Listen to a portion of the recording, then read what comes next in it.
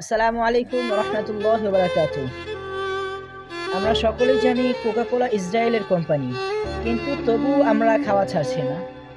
প্রতিটা দোকানেই দোকানদারদের কাছ থেকে খবর নিলে পাওয়া যায় যে অন্যান্য যে কোল্ড ড্রিঙ্কসগুলো আছে এগুলোর চাইতে সবচাইতে বেশি চলতেছে কোকা কোলা।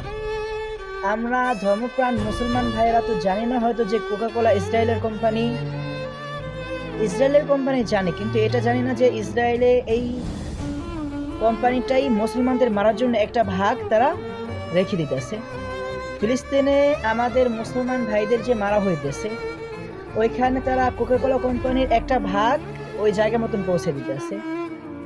তো আমরা যারা মুসলমান আছি, দিনদার মুসলমান ভাইয়েরা, তাদের হৃদয়ে, তাদের অন্তরে যদি মুসলমান ভাইদের জন্য বিন্দুমাত্র মায়া, মোহাব্বত, ভালোবাসা থাকে, তাহলে আশা করা যায় এই কোল্ড ড্রিঙ্কস কোকাকোলা এটা বয়কট করা আমাদের জন্য কোনো ব্যাপার না। আমাদের মুসলিম ভাইদের ভালোবাসার কাছে এটা কোনোদিনও জয়লাভ করতে পারবে না।